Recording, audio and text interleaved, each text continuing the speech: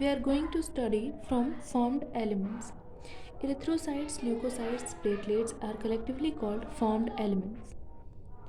Erythrocytes, leucocytes और platelets यानी कि WBCs, white blood cells and thrombocytes, इन सभी को मिलाकर हम फॉर्म्ड एलिमेंट्स कहते हैं and they constitute nearly 45% of the blood का 45% जो है वो आपका फॉर्म्ड एलिमेंट्स है। जैसा कि हमने पहले पढ़ चुका है कि जो 55% है वो प्लाज्मा है, तो बचा हुआ जो 45% है वो आपका फॉर्म्ड एलिमेंट्स है। इरिथ्रोसाइट्स और red blood cells RBC are the most abundant of all the cells in blood. हमारे ब्लड में जितने भी सेल्स हैं उनमें से सबसे ज़्यादा पाया जाने वाला इरिथ्रोसाइट्स यानी कि रेड ब्लड सेल्स हैं। A healthy adult man has an on an average 5 millions to 5.5 millions of RBCs per mm³ of blood.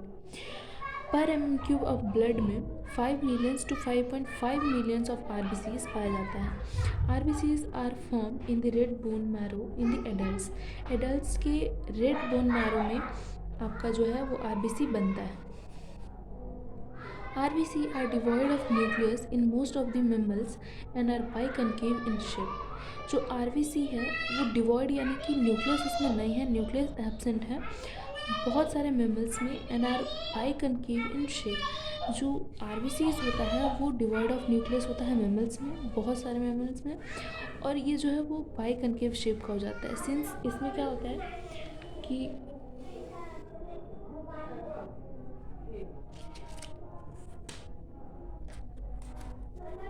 Since ये जो आपका सेल्स होते हैं वो राउंड होते हैं, राइट, राउंड शेप के होते हैं, इनमें यहाँ न्यूक्लियस होता है। लेकिन जब ये मैच्योर नहीं हुए होते हैं तब इनके पास न्यूक्लियस होता है, लेकिन जैसे ही रेड RBCs जो होते हैं मैच्योर कर जाते हैं, जैसे ही RBCs मैच्योर कर जाते हैं तो इनमें डिवॉइड ऑफ न्यूक्लियस आ जाता है, यानी कि जो इनका न्यूक्लियस है वो एब्सेंट हो जाता है और इनका शेप कुछ इस तरह का बनता है जिसको कि बाई कॉनकेव कहते हैं।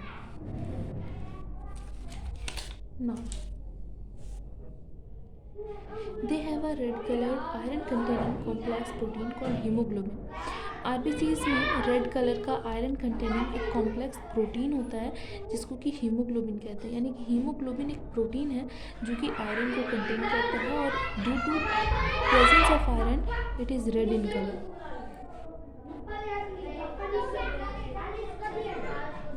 Hence the colour and name of these cells, और इनके रेड कलर होने की वजह से इन सेल्स का नाम RBC हो गया। A healthy individual has 12 to 16 grams of haemoglobin in every 100 ml blood. 100 ml of blood, अगर हम किसी हेल्दी ह्यूमन बींग्स का 100 ml ऑफ ब्लड को एग्जामिन करें तो उसमें हम पाएंगे कि 12 to 16 ग्राम्स हीमोग्लोबिन प्रेजेंट होता है। These molecules play a significant role in transport of respiratory gases. जो आपका प्रोटीन है, जो प्रोटीन है आपका हीमोग्लोबिन जो कि आयरन कंटेनिंग है, ये जो मॉलिक्यूल्स हैं इनका सिग्निफिकेंट रोल होता है आपकी इस रेस्पिरेटरी गैसेस को ट्रांसपोर्ट करने में from the lungs to the lungs. So RBCs have an average life span of 120 days after which they are destroyed in the spleen graveyard of RBCs जैसे कि हर एक ऑर्गेनिज्म का एक लाइफ स्पैन होता है, उसके बाद वो डेड कर जाते हैं। तो RBCs का 120 डेज़ का लाइफ स्पैन है और ये डिस्ट्रॉय करते हैं इन द स्प्लीन। स्प्लीन जो है वो किडनी के पास होता है, तो स्प्लीन में जाके वो डिस्ट्रॉय कर जाते हैं और इसीलिए RBCs के ग्रेवयार्ड के नाम से भी हम लोग स्प्लीन को जानते हैं। Leukocytes also known as white blood cells WBC as they are colorless due to the lack of hemoglobin। Leukocytes जो हैं उनको वाइट ब्लड सेल्स भी कहते हैं क्योंकि ये कलरलेस होते हैं due to the lack of haemoglobin, चूँकि उसमें हीमोग्लोबिन था जो कि आयरन कंटेनिंग पिगमेंट है, प्रोटीन है, तो इसीलिए वो रेड ब्लड सेल था। इसमें हीमोग्लोबिन ही नहीं है तो ये कलरलेस है। They are nucleated and are relatively lesser in number which averages 6000 to 8000 per mm³। हम जानते हैं कि इरिथ्रोसाइट्स यानी रेड ब्लड सेल्स जो हैं वो उनमें न्यूक्लियस एब्सेंट है, लेकिन ल्यूकोसाइट्स इसमें न्यूक्लियस प्रेजेंट है और ये जो है वो अबंडेंट है लेकिन लेस देन इरिथ्रोसाइट। ये अराउंड 6000 to 8000 पर mm³ ऑफ ब्लड में होते हैं। Leukocytes are generally short life. जो ल्यूकोसाइट्स होते हैं वो शॉर्ट लिव्ड होते हैं, यानी कि इनका लाइफ स्पैन कम होता है। We have two main categories of WBCs, एक that is granulocytes and agranulocytes. WBC यानी वाइट ब्लड सेल्स के दो कैटेगरीज हैं, granulocytes and agranulocytes. Neutrophils, eosinophils and basophils are different types of granulocytes. Granulocytes का ये मतलब है कि सेल्स में ग्रैनुअल्स पाए जाते हैं, और जिनमें पाए जाते हैं उन्हें ग्रैनुलोसाइट्स कह रहे हैं, और जिनमें ग्रैनुअल्स नहीं पाए जाते हैं उन्हें ए ग्रैनुलोसाइट्स कहते हैं।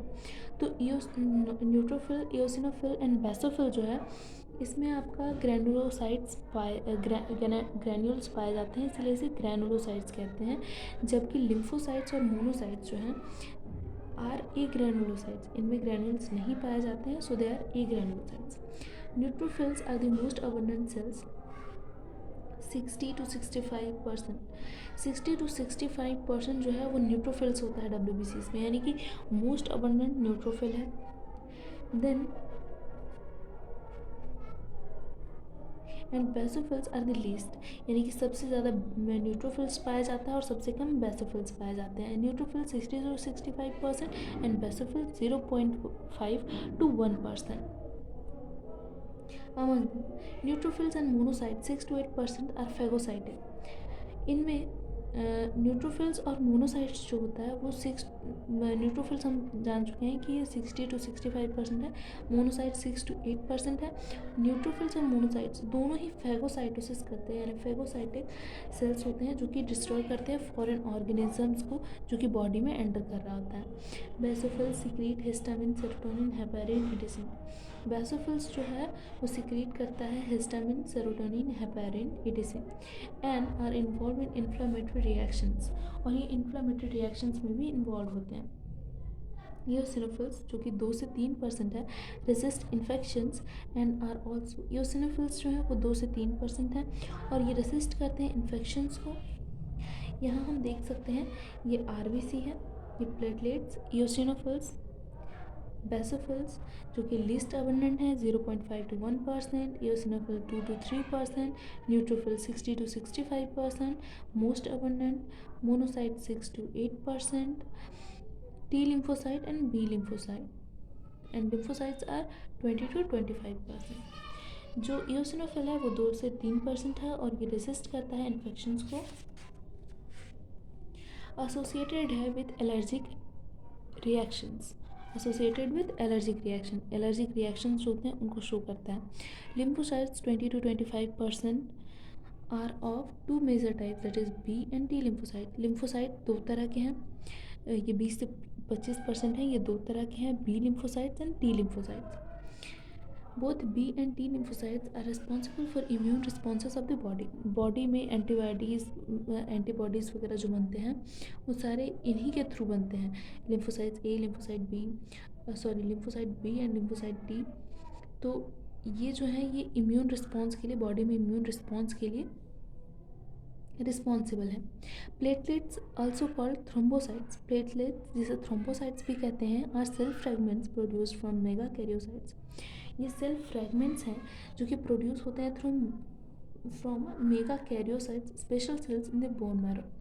हम जानते हैं रेड बोन मैरो में रेड ब्लड सेल्स बनते हैं, उसी बोन मैरो में मेगा कैरियोसाइट्स जो एक स्पेशल सेल्स हैं उससे प्लेटलेट्स बनते हैं। ब्लड नॉर्मली कंटेन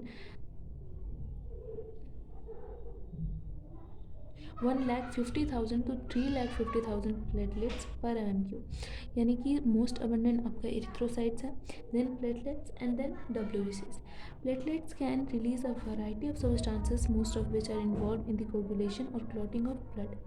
जो प्लेटलेट्स है वो रिलीज़ करता है वैरायटी ऑफ सब्सटेंसेस जिनमें से most of them are involve in the coagulation and clotting of blood. Blood के कोगुलेशन में, क्लॉटिंग में, इन सब में प्लेटलेट्स फंक्शन करता है। A reduction in their number can lead to clotting disorder which will lead to excessive loss of blood from the body.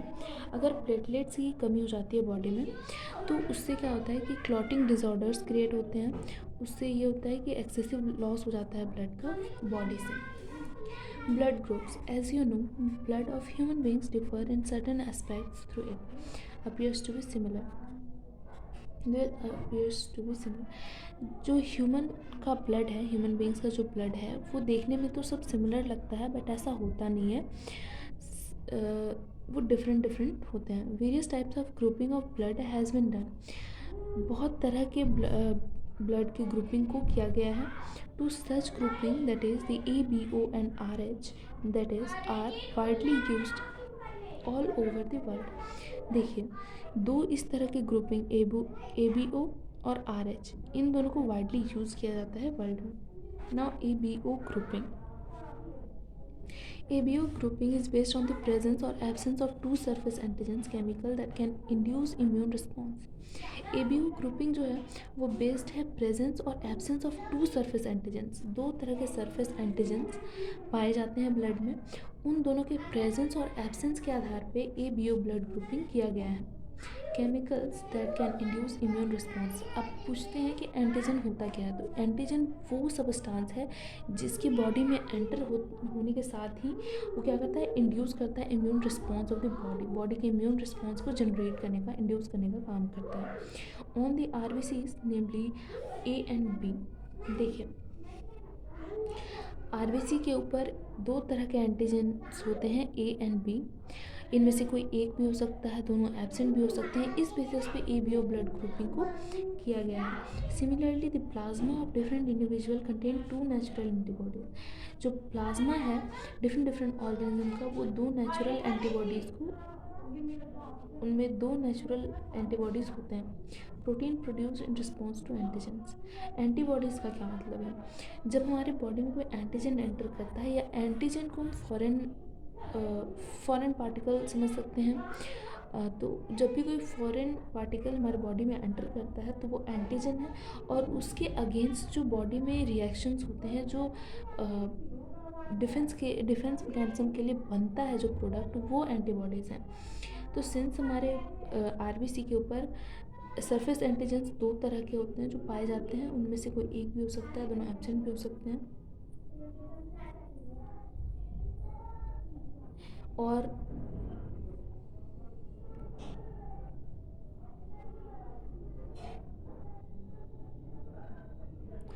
इसी basis पे हमारे प्लाज्मा में डिफरेंट डिफरेंट एंटीबॉडीज़ बनाए भी जाते हैं।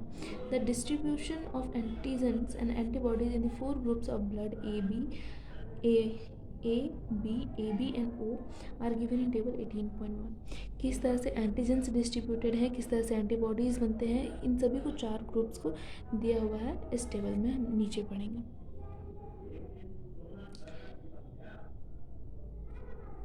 You probably know that during blood transfusion any blood cannot be used। हम लोग जानते हैं कि अगर हम ब्लड ट्रांसफ्यूजन अगर कभी होता है तो हम किसी भी बॉडी से ब्लड निकाल के किसी भी बॉडी में ट्रांसफ़र नहीं करते हैं। The blood of a donor has to be carefully matched with the blood of the recipient before any blood transfusion to avoid severe problems of clumping, destruction of RBC। The donors compatibility is also shown in table 18.1। इसमें होता ये है कि हम directly किसी भी body से blood को निकाल के किसी भी बॉडी में एंटर नहीं कराते हैं। क्यों? क्योंकि हम उसे पहले केयरफुली मैच कराते हैं कि जो रेसिपिएंट का ब्लड है वो डोनर के ब्लड से मैच कर रहा है या नहीं, ताकि हम अवॉइड कर सकें सीवियर प्रॉब्लम्स को, जैसे कि डिस्ट्रक्शन ऑफ RBC, जिसको कि क्लम्पिंग भी कहते हैं। The donors compatibility is also shown in table 18.1। तो 18.1 टेबल हम पढ़ने वाले हैं। Group A, B, AB and O। Antigens on RBCs। देखिए, अगर ब्लड ग्रुप A है, अगर हम कहते हैं कि किसी ह्यूमन बींग का, या मान लीजिए मेरा ब्लड ग्रुप A है, तो इसका मतलब है कि हमारे RBC के ऊपर जो एंटीजन है वो A है, और एंटीबॉडी जो हमारे प्लाज्मा में है वो एंटी B है। क्योंकि एंटीबॉडी B नहीं बन सकता है, एंटीबॉडी B का होने का मतलब है कि एंटीजन B के लिए हमारे बॉडी में एंटीबॉडी B है। तो यहाँ हमारे पास A है, यानी कि anti B, antibody anti B, and minus minus is positive. So ये एक्चुअली में एंटीबॉडी A है, और कह सकते हैं anti B antibody. Donors group इसमें A और O हो सकते हैं, यानी कि अगर किसी भी ह्यूमन बींग का ब्लड ग्रुप A है तो उसके आरबीसी के सरफेस पे जो एंटीजन है वो ए है, और उसकी बॉडी में जो प्लाज्मा है उसमें जो एंटीबॉडी है वो एंटी बी है। और इसमें जो डोनर्स हो सकते हैं वो ए ग्रुप के भी हो सकते हैं, ओ ग्रुप के भी हो सकते हैं। Now for blood group B, antigen on RBC is B. जैसे अगर किसी का ब्लड ग्रुप बी है तो उसके ऊपर का उसके सरफेस एंटीजन बी होंगे, उसमें एंटीबॉडी जो होगा प्लाज्मा में वो एंटी ए होगा, और डोनर्स ग्रुप इसमें बी भी होगा और ओ भी होगा। अब इसमें क्वेश्चन पूछ सकते हैं कि इसमें जो है वो ए ग्रुप वाले क्यों नहीं हो सकते डोनर, क्योंकि एंटी ए जो एंटीबॉडी है वो, अगर हम यहाँ पर ए ग्रुप के किसी पर्सन का ब्लड ट्रांसफ्यूज़ करा देते हैं बी के साथ, तो इसमें एंटी बी है, एंटी ए है, एंटी ए और ए जो मिलेगा तो क्लम्पिंग होगा और डिस्ट्रक्शन ऑफ आरबीसी हो जाएगा, जिसकी वजह से सीरियस हम लोग सीवियर प्रॉब्लम्स देख सकते हैं, इसीलिए वो अवॉइड करते हैं।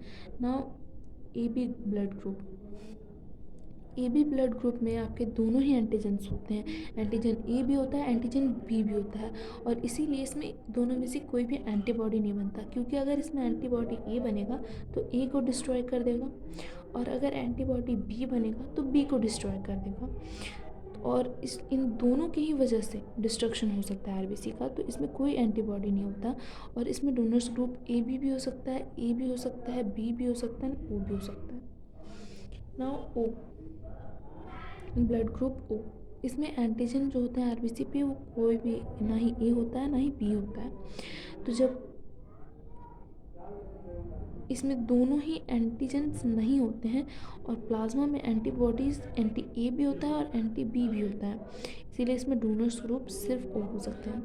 From the above mentioned table it is evident that group O blood can be donated to persons with any other blood group, and hence O group individuals are called universal donors।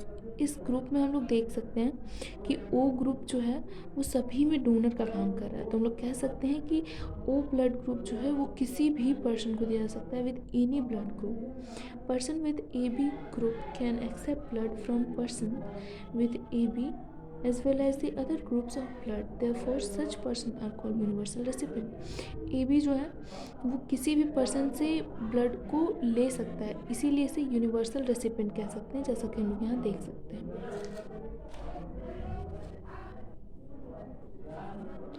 Now R H grouping, another antigen क्योंकि पहला था आपका A B, उसके बारे में हम पढ़ चुके हैं।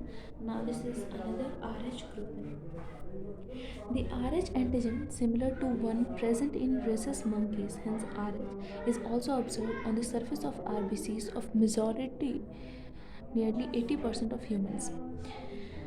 रेसस मंकीज जो थे उनमें एक एंटीजन, सरफेस एंटीजन पाया जाता था, आर एच एंटीजन, जो कि अभी भी कुछ पर्सनस में, कुछ ह्यूमन बींग्स में, majority of the people, nearly 80% of people में अभी भी ऑब्जर्व किया जाता है, देखा जाता है। इसीलिए such individuals are called R H positive, जिनमें आर एच एंटीजन है उसे आर एच पॉजिटिव कहते हैं, and those in whom this antigen is absent are called R H negative, और जिन ह्यूमन बींग्स में आर एच एंटीजन नहीं है उन्हें आर एच नेगेटिव कहते हैं।